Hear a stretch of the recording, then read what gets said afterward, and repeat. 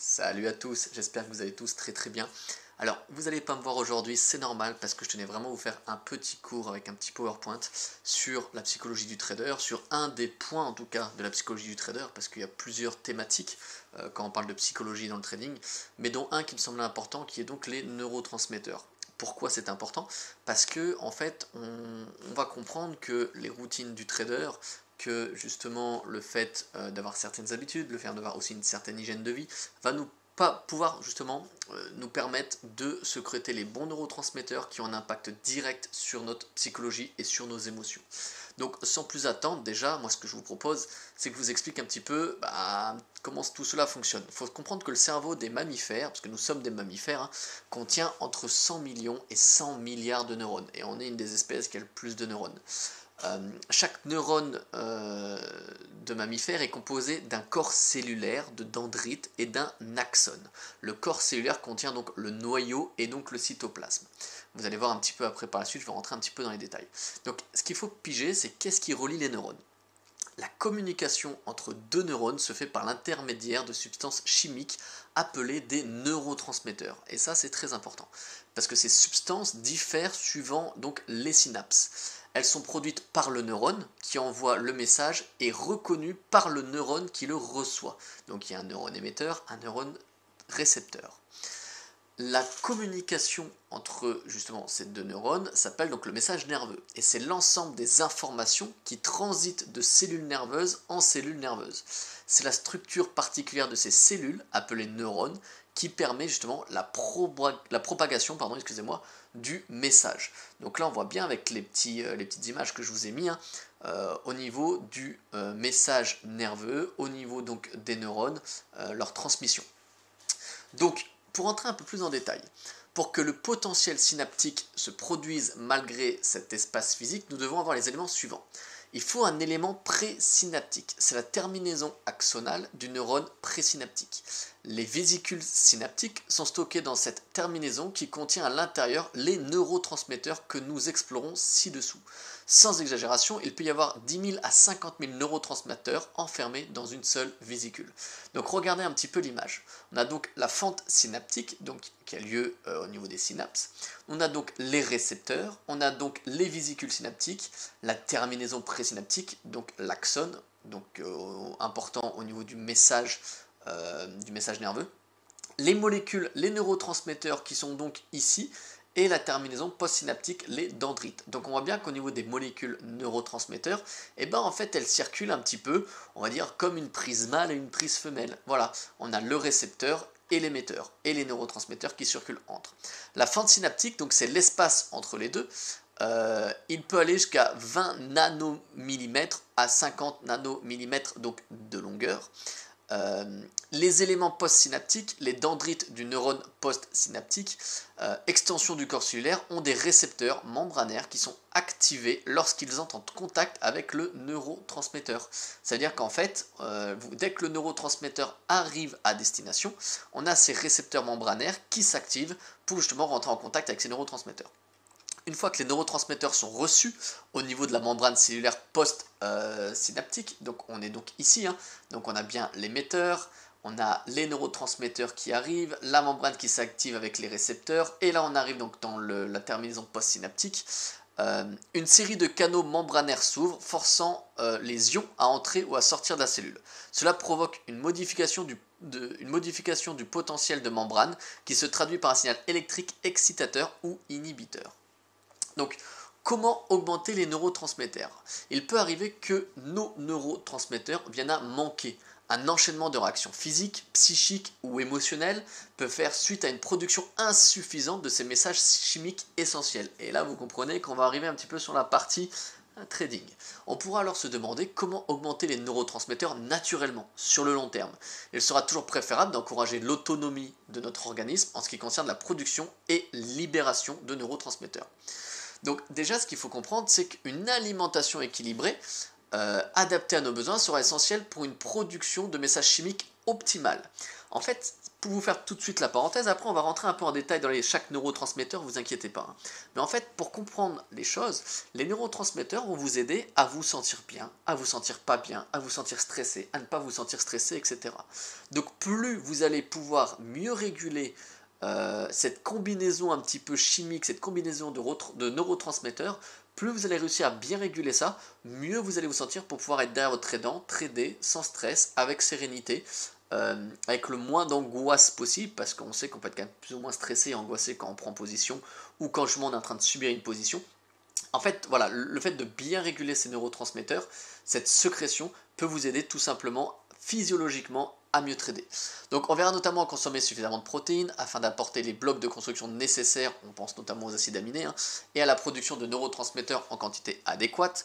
On pourra miser aussi sur l'alternance de protéines animales, viande, œufs, poissons, produits laitiers ou végétales. Peu importe que vous êtes végétarien ou pas végétarien, vous, ou même vegan, vous pourrez très bien apporter ce qu'il faut à votre corps. Les lipides de bonne qualité sont aussi essentiels pour soutenir une production efficace. On misera sur les lipides riches en oméga 3 tels que les petits poissons, gras, cresson, la mâche, encore l'huile de périlla, etc. L'exercice physique. La pratique d'une activité physique régulière sera bénéfique à la production de messagers chimiques variés. L'alternance d'activités physiques intensives, jogging, marche rapide, musculation et de pratiques douces, yoga, stretching, pilates, sera optimale et on verra à pratiquer une activité sportive au moins 2 fois par semaine et inclure du mouvement dans nos journées au maximum en privilégiant l'escalier au lieu de l'ascenseur par exemple. Tant que je suis dans la thématique physique et un petit peu physiologique. Ce qu'il faut comprendre, c'est que notre corps, il est extrêmement bien rodé, c'est un peu comme une horloge. C'est-à-dire que à partir du moment où votre rythme cardiaque va s'accélérer, suite à un stress, suite justement à de l'inconfort, imaginons un mauvais trade que vous êtes en train de prendre, une position dans laquelle vous êtes en train de souffrir, ou peut-être une position qui part bien, mais vous voyez l'argent qui monte rapidement pendant votre trade et qui vous met un petit peu sous pression, donc votre rythme cardiaque va incontestablement s'accélérer. À partir du moment où votre rythme cardiaque va incontestablement s'accélérer, il y a forcément des neurotransmetteurs qui vont être sécrétés et forcément un stress qui va être sécrété.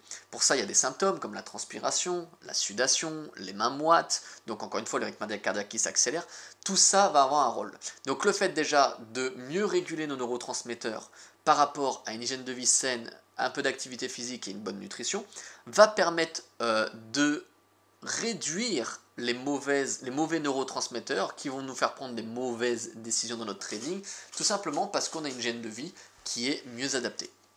Le sommeil, extrêmement important. Je pense qu'on n'a pas besoin de rappeler pourquoi le sommeil est extrêmement important dans le trading. Bien entendu, je vous laisse lire si vous le souhaitez et mettre sur pause, mais on va survoler un petit peu cette étape-là, ça me semble une évidence. Les compléments alimentaires, on sait qu'aujourd'hui la nutrition de nos jours est quand même de moins en moins riche, donc ça fait jamais de mal de prendre un petit peu de vitamines, d'oméga 3, voilà, il y a toujours quelques compléments alimentaires qui peuvent être intéressants. Et voilà, donc juste... Petit rappel, la différence entre un neurotransmetteur et hormone peut parfois prêter à confusion. Pourquoi? L'hormone, c'est une molécule qui est synthétisée par une glande endocrine. Elle voyage par le biais de notre circulation sanguine et n'est présente qu'en très petite dose. Les neurotransmetteurs, quant à eux, sont sécrétés par les cellules cérébrales, on l'a vu tout à l'heure. Les neurones circulent via les synapses en large concentration. Les neurotransmetteurs relaient des messages au sein du cerveau d'un neurone à un autre. Il peut arriver qu'une molécule soit neurotransmetteur et hormone. C'est par exemple le cas de la noradrénaline, qui peut être neurotransmetteur lorsqu'elle circule dans le cerveau ou hormone lorsqu'elle entre dans notre sang. Certaines hormones sexuelles, telles que l'oestrogène, l'ocytocine, deviennent neurotransmetteurs lorsqu'elles agissent au niveau des cellules nerveuses. Donc maintenant, on va faire un petit point. Regardez les neurotransmetteurs. L'acétyloline, alors je le prononce peut-être pas très bien, c'est un excitateur. La dopamine est aussi un excitateur. La noradrénaline, un excitateur. La sérotonine, c'est aussi un excitateur. Le glutamate aussi, c'est un excitateur. Et GABA est un inhibiteur. Regardez un petit peu. Définition des neurotransmetteurs. L'acétyloline favorise l'intention, la mémoire et l'apprentissage. Ça stimule la concentration des muscles lectiques, la dilatation des vaisseaux, contraction des bronches, de la pupille et des intestins, bradycardie et stimule l'expression de certaines hormones. La dopamine contrôle la motricité et la posture. coordonne certains processus cognitifs et émotionnels, favorise l'attention, module l'humeur et joue un rôle dans la dépendance. La noradrénaline contrôle la vigilance, favorise l'attention. Vous voyez, tout ça, c'est des choses qui vont être importantes dans notre activité de trader. Ajuste certains comportements tels que le stress, l'émotion, agit comme une hormone dans le sang en stimulant la contraction des vaisseaux sanguins et augmente la fréquence cardiaque. La sérotonine régule l'humeur, régule le cycle circadien, contrôle la douleur, régule la température et régule l'appétit. Le glutamate favorise l'apprentissage et la mémorisation des informations à long terme, la plasticité des synapses du cerveau, autant dire que c'est très important. GABA diminue l'excitabilité des neurones, il est surtout présent dans les neurones du cortex et contribue au contrôle moteur et à la vision. Donc vous voyez, on sent bien que les neurotransmetteurs peuvent avoir, suivant lequel est sécrété, un rôle considérable justement dans notre trading, dans notre concentration, dans notre mémorisation, dans notre manière d'intervenir, dans notre stress pour pouvoir intervenir donc sur les marchés financiers. Donc voilà, je tenais absolument donc à vous faire part un petit peu de ce cours-là, de cette sensibilisation, on va dire, à ce cours-là, que tout simplement le fait d'avoir une bonne hygiène de vie, une bonne nutrition, assez de sommeil. Je vous invite aussi à faire des exercices de respiration, parce que de nouveau, j'en reviens encore sur la fréquence cardiaque. Si on a une augmentation de la fréquence cardiaque, forcément, on peut avoir une diminution de certains neurones, une diminution de certains neurotransmetteurs qui peuvent nous aider à prendre les bonnes décisions, et une augmentation de certains neurotransmetteurs qui pourraient favoriser le stress.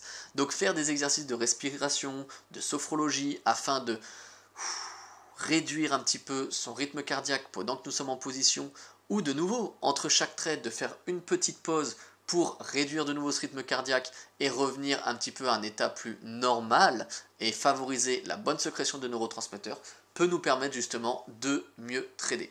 Donc voilà, donc vous avez compris, le but c'était pas de vous faire un cours complet sur la physiognomie du corps humain, parce que déjà ce n'est pas mon métier, mais c'est juste d'avoir cette sensibilité, cette éducation-là, pour justement mieux intervenir sur les marchés.